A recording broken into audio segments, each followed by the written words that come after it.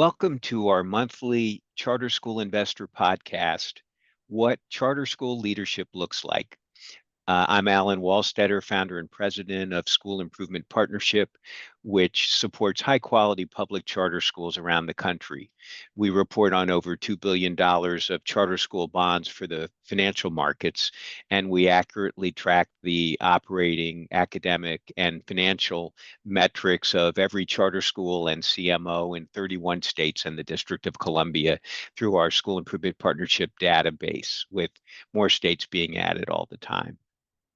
We also produce this podcast.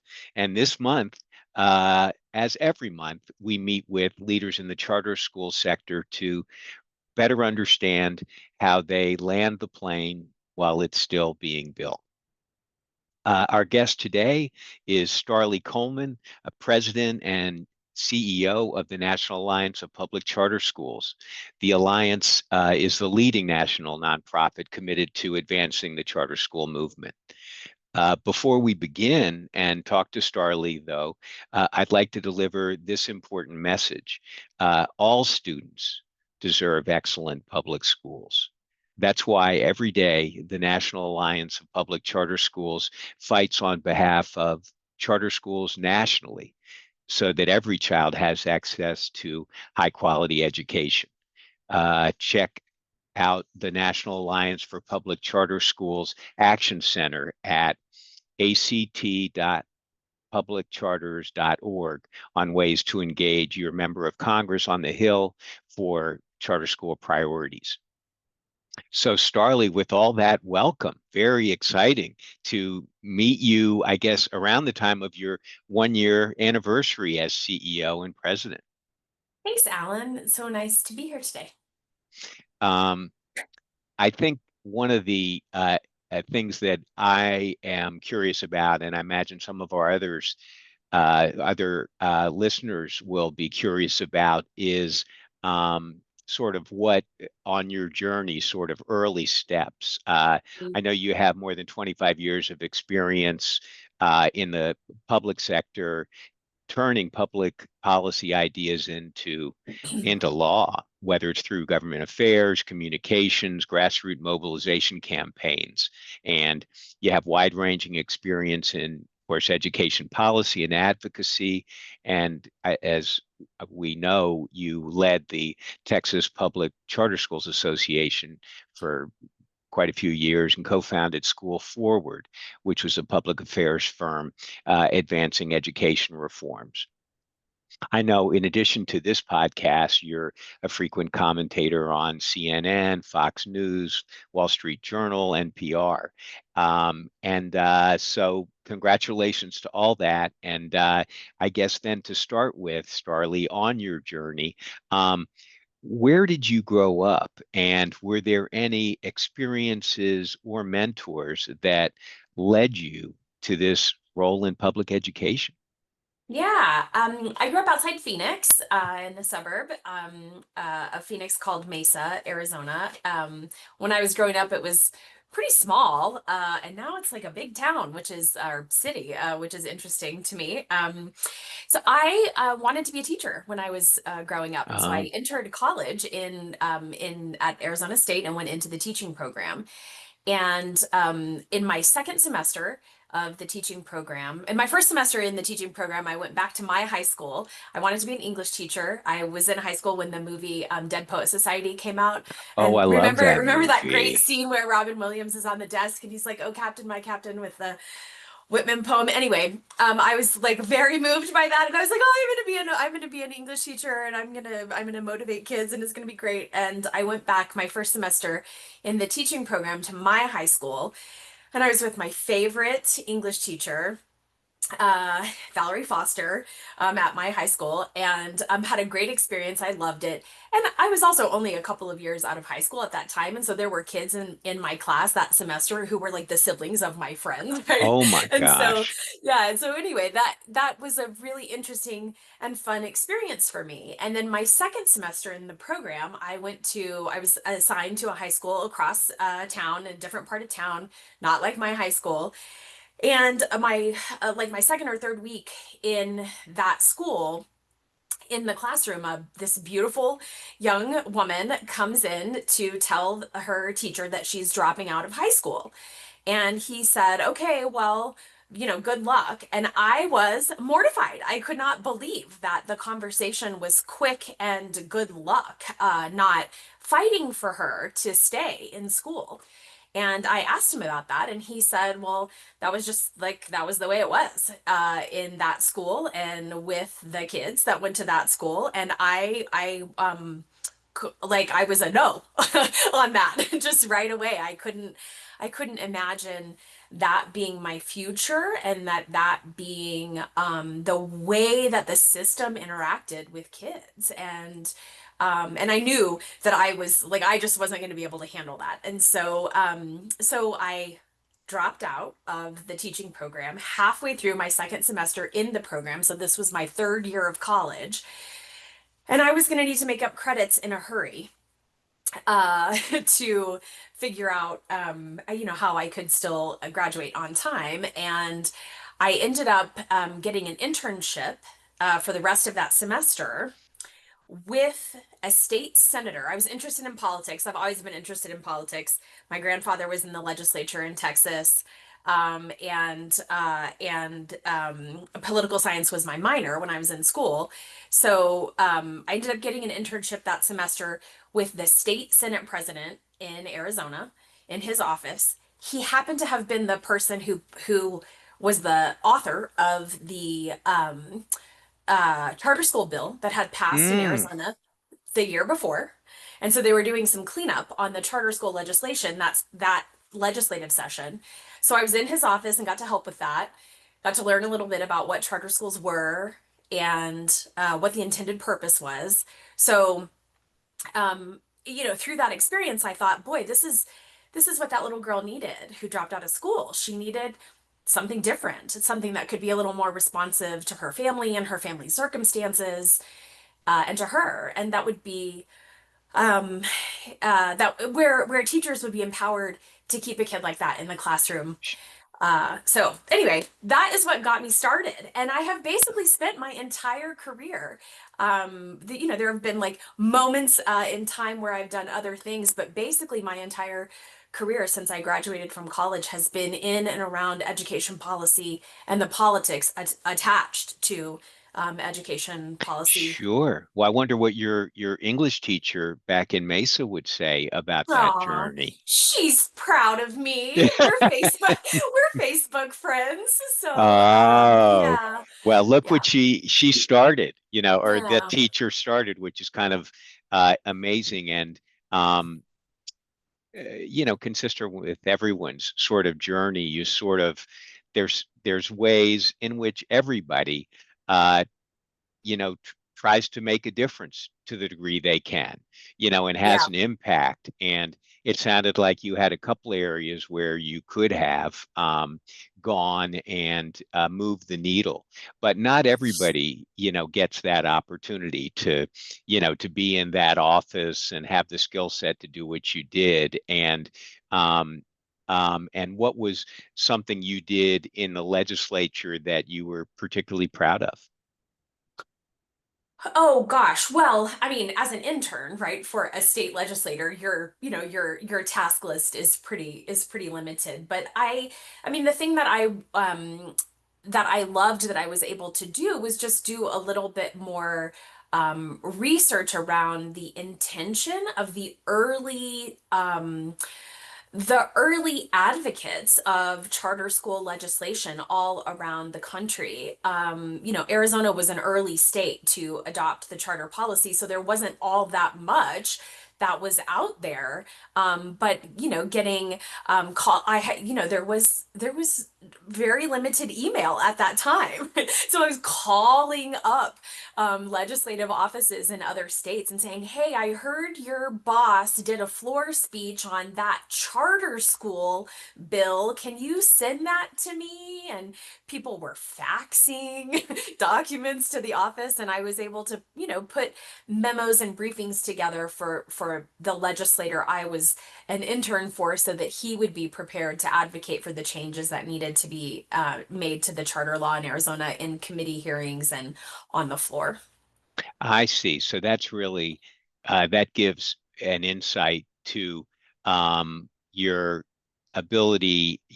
When people say, you know, public charter school advocacy, some people, would think it might be about, making speeches, which potentially it is. But at another level, it sounds like it's about, as you practice it, sort of building coalitions, unless I missed that. Oh no, that's true. I mean, look, charter schools are fundamentally political, right? And that is a thing that I think a lot of charter school leaders themselves like don't love to embrace. But it's true. I mean, we wouldn't exist if lawmakers didn't say, okay, in this state, we're going to allow this special kind of public school to emerge, and these are the rules that they're going to have to follow, and this is the funding they're going to get, and all of that stuff. I mean, we're like fundamentally political, and so having people who spend their careers, which is what I have chosen, to advocate for charter schools to exist and for the rules to be reasonable and rational, and for funding to be fair, and for the ability for them to grow without unnecessary red tape. Like it actually like people have to that can't be like the side hustle for a charter school leader. It's like political professionals have to dedicate time, energy, resources to making all of this stuff happen for charter schools all over the country, and that takes a really robust coalition of bipartisan organizations and bipartisan lawmakers to like come together to agree on the policy framework that will underpin the charter community across the country. Right. As you mentioned that, it occurs to me, the public charter schools are balanced a little bit on a edge, which is, um, Mm. high quality performance goals and uh, not highly regulated, as the public schools are with their regime. Well, And so, how yeah, to, and how to sort of, we don't want, the regulatory scheme to impact the ability of charter schools to be able to find their students where they are and have, unique curricula suited to communities and the yeah, like. That said, there are standards that everybody abides by, whether it's related to, special education or whatever, rights and that everybody has. So it's a bit of juggling. And just for me, sometimes when a state decides to, they really want to regulate them like they do their traditional public schools, they're sort of throwing the baby out with the bathwater and the magic totally. that is charter schools, unless you disagree, Starlee. Oh no, I completely agree. I say all the time that the bargain for charters is supposed to be uh, more autonomy in exchange for results. And I feel like by and large, the charter community, with a few exceptions, of course, by and large, the charter community is keeping its end of the bargain on the results piece, and the government has not kept its end of the bargain on the autonomy piece. And so that is something that we are fighting a lot of, for at the National Alliance, and certainly the state associations are pushing really hard on too, because there has been a very slow and steady but relentless regulatory and red tape creep on charter schools over the last 30 odd years that has really in some places made charter schools like a shell of what they are supposed to be able to be. Absolutely. Well, as I may have mentioned previously, for years you led the Texas Public Charter School Association. What were some of the challenges there and perhaps some of the success stories? Yeah. So I'll start with it was sort of one of the big challenges that I walked into, and then how we resolved that, and then certainly happy to talk about some of the policy wins. When I came into the association, the charter community had sort of split apart in the years before I came, and was really fractured. The large schools had gone off and started doing their own thing, and the small schools had gone off and started doing their own thing in response to the big schools, leaving the association.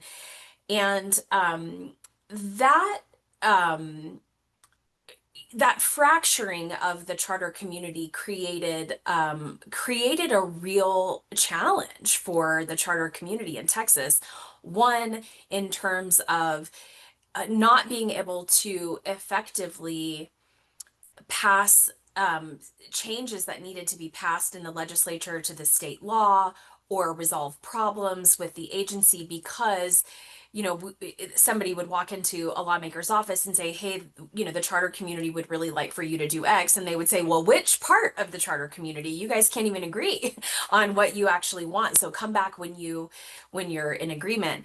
And that created a period of time over a number of years in Texas where nothing good was happening for the Texas charter community. And this is when a lot of that sort of regulatory creep, like laws being passed of like, oh, we're going to make districts do X. Why don't we make charter schools do that too?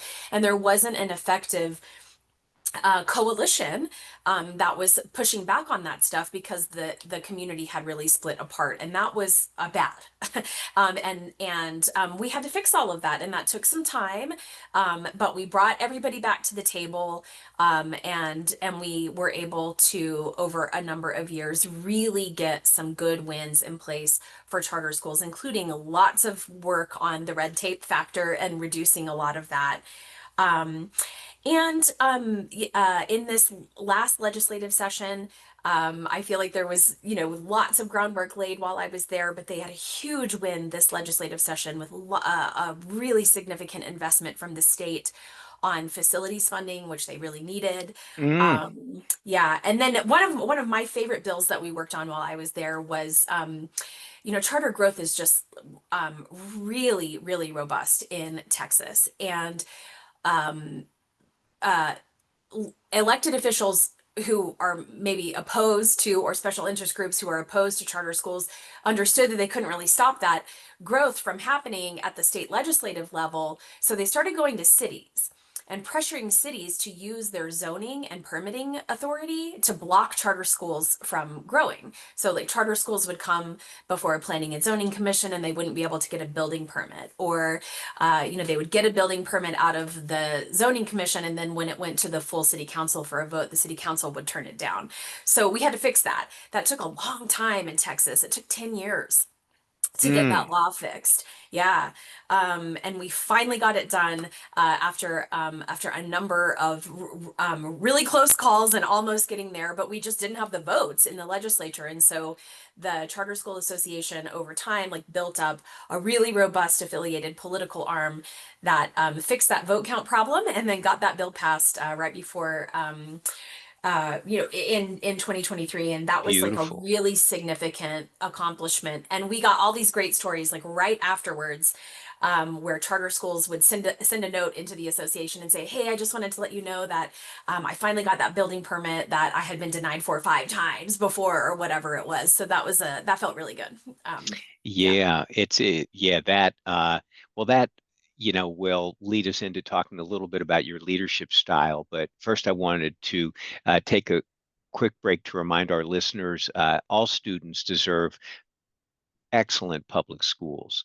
That's why every day the National Alliance of Public Charter Schools fights on behalf of charter schools nationwide so that every child has access to high quality education.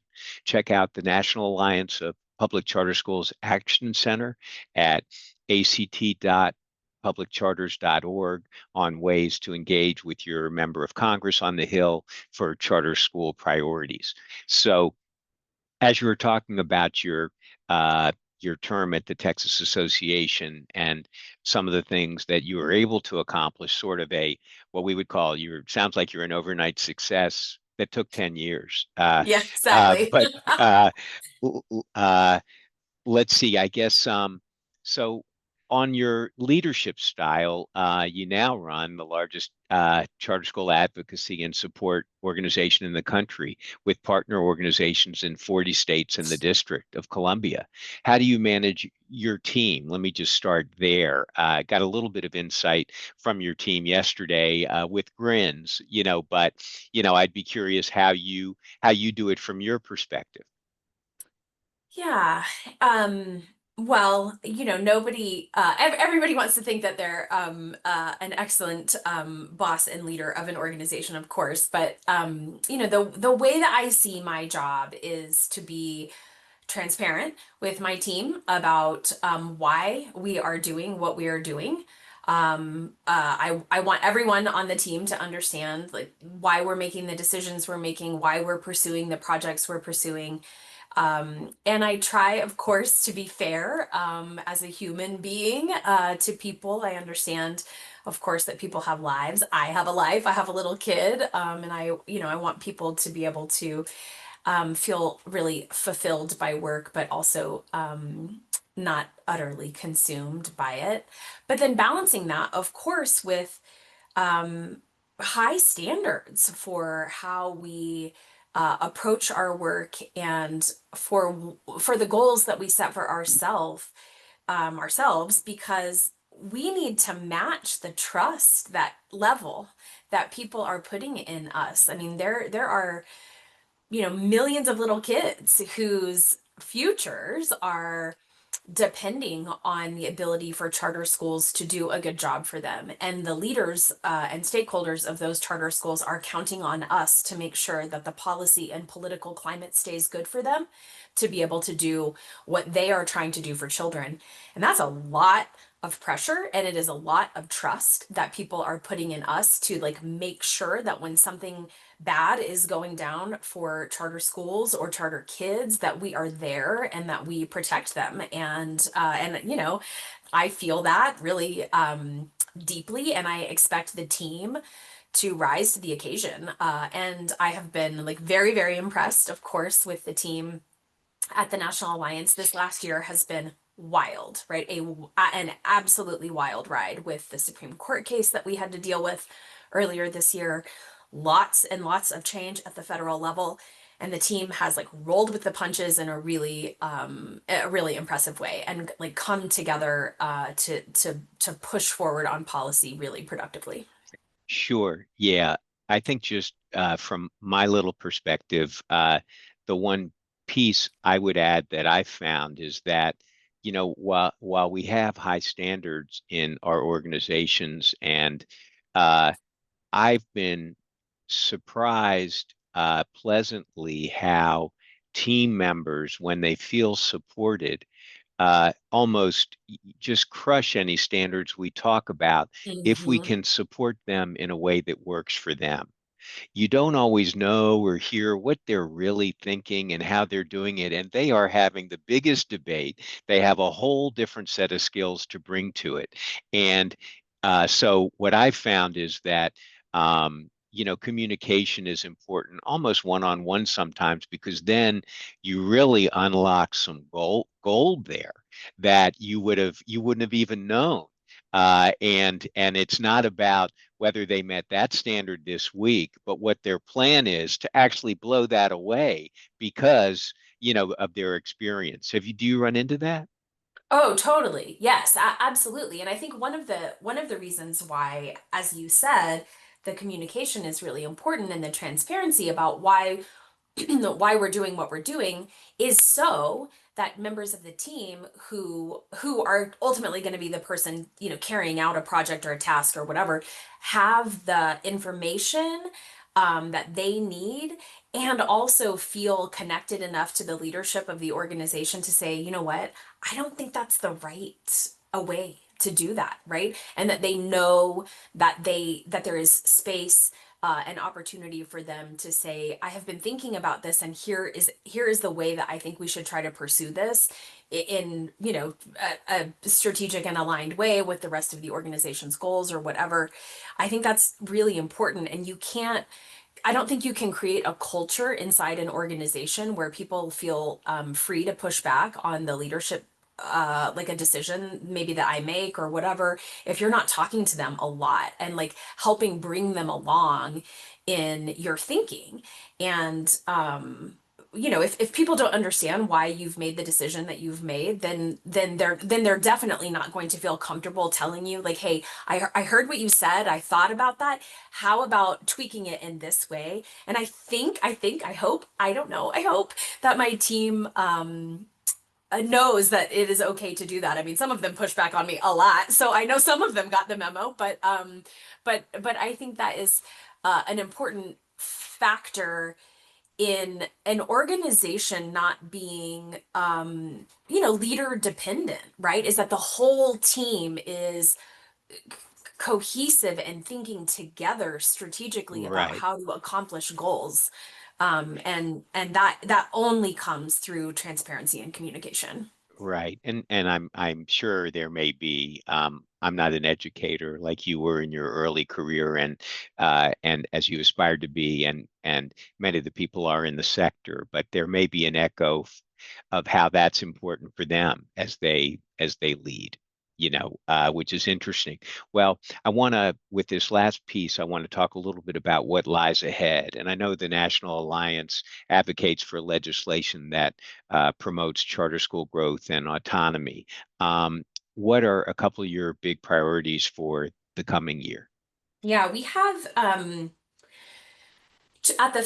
okay, the National Alliance work can be sort of bucketed into three main categories. We do federal policy work, and advocacy, legal advocacy and policy, and then we work at the state level too. So let me talk just quickly about top priority in each of those categories. So, on the federal policy and advocacy side, we have a reform package that we are moving through Congress right now that would make changes to the federal charter schools program statute. That program, the federal CSP program, is the only program in the entire federal budget that is dedicated to promoting charter growth.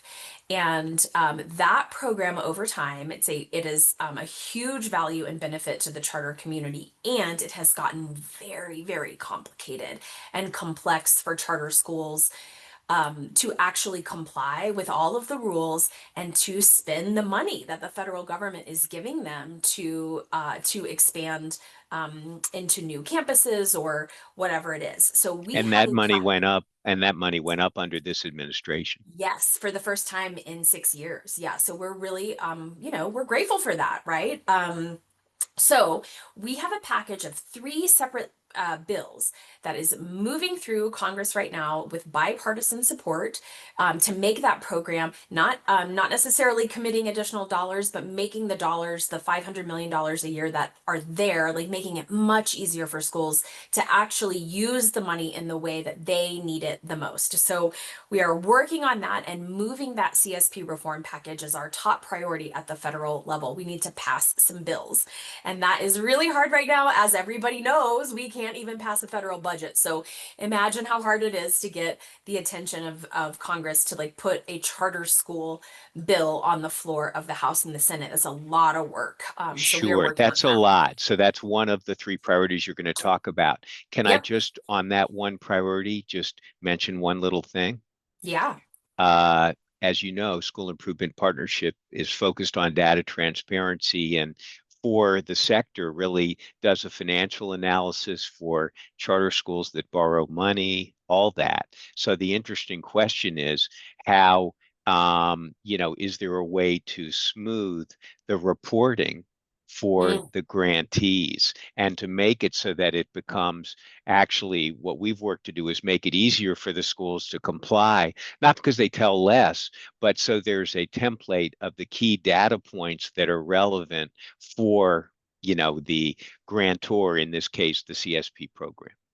Yeah, that's a really good flag. Making there, so we're working on the reporting requirements in sort of two tranches. One is through like what is required to be reported in the statutory, like the underlying statute, and then also through the regulations that the Department of Education puts on top of what is in the statute. So we are working on that in both the regulatory side and the statutory side. But I'd love to talk to you more about how you think if there's like a better and easier sort of template that we could suggest that the Department of Education adopts that would help just make it consistent across all grantees. Like I would, yeah, I would love to talk about that. We are open to lots of ideas about how to make it easier because that program has really become a beast. So Mm. the second priority I'll flag is I mentioned a minute ago that we had this Supreme Court case earlier this year. People don't know about that case. It was a big deal for us. There was a case out of Oklahoma that would have the question before the Supreme Court was, can charter schools be religious? And the only way that a charter school could be a religious affiliated school is for charter schools to be redefined as private schools. We are public schools. And so a wholesale redefinition of charters as private would have just like created an unbelievable amount of chaos in terms of our operational and financial structure in every single state all across the country.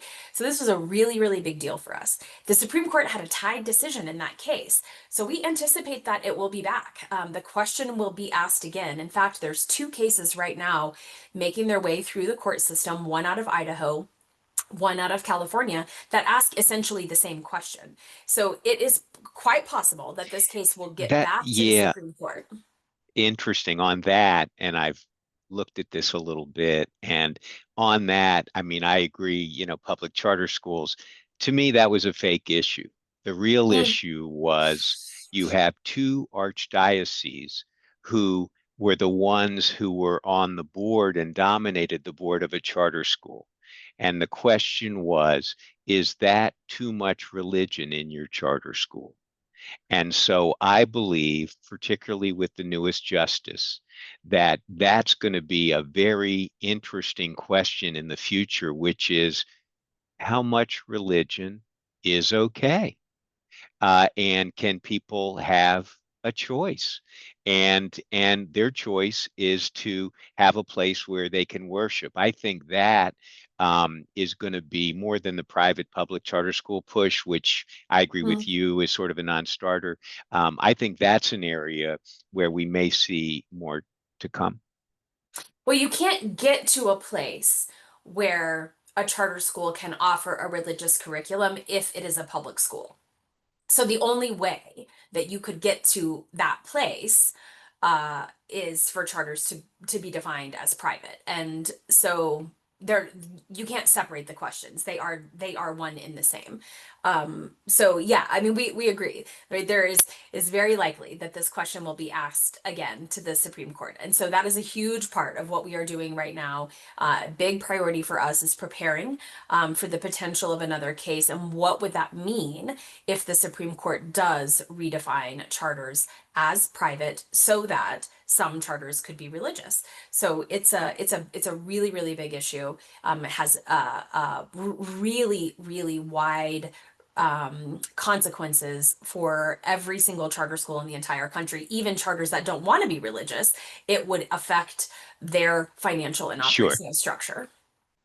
The third priority that I'll flag is I mentioned that we do work in the states. So by and large, the state work is handled by state associations, like the one that I led in Texas. But in states where maybe a charter school law isn't already on the books, or where the charter school law that is on the books is like not a very robust law, and so a charter community really hasn't had the opportunity to develop, the National Alliance will come in and support work in those states or I lead the work see. ourselves to either pass a charter law for the first time or to significantly improve a law so that a charter community can actually grow up in a state. So I this see. year, we passed a law, the charter law in North Dakota for the first I knew time. it. So we're super excited about that. And this year in 2026, we're prioritizing South Dakota. That's looking really good. We think the law will pass, and that's exciting. So to add a couple more states into the Oh, overall portfolio of states that have charter laws in the country. So that's what I would flag for our sort of coming okay. priorities for 26. Wow, that's quite a list. Well, Mm. then I'd like to close with this question, Starlee. If today you were to write a letter to Starlee when you were in high school, uh, what would you say? I love this question. Um, I think I would say to be brave. It's really easy, generally, right? In the face of controversy, and charter schools are a controversial issue in some ways. It's really easy to want to compromise, so that it's more comfortable to go to the neighborhood barbecue, and not have not have people look at you like, oh, here comes the lady who's trying to destroy public schools or whatever it is. And to be brave in your convictions is, it's tough sometimes, but it's the most important thing. Beautiful. So brave, authentic, which is the way I would, you know, describe you, and clearly transparent, is really important. Well, uh, Starlee, thank you so much. Just before we go, one more call to action. Every day, the National Alliance of Public Charter Schools fights on behalf of charter schools nationwide so that every child has access to high quality education. Check out the National Alliance for Public Charter Schools Action Center at act.publiccharters.org on ways to engage with your member of Congress on the Hill for charter school priorities. Starlee, thank you. Thank you, Alan.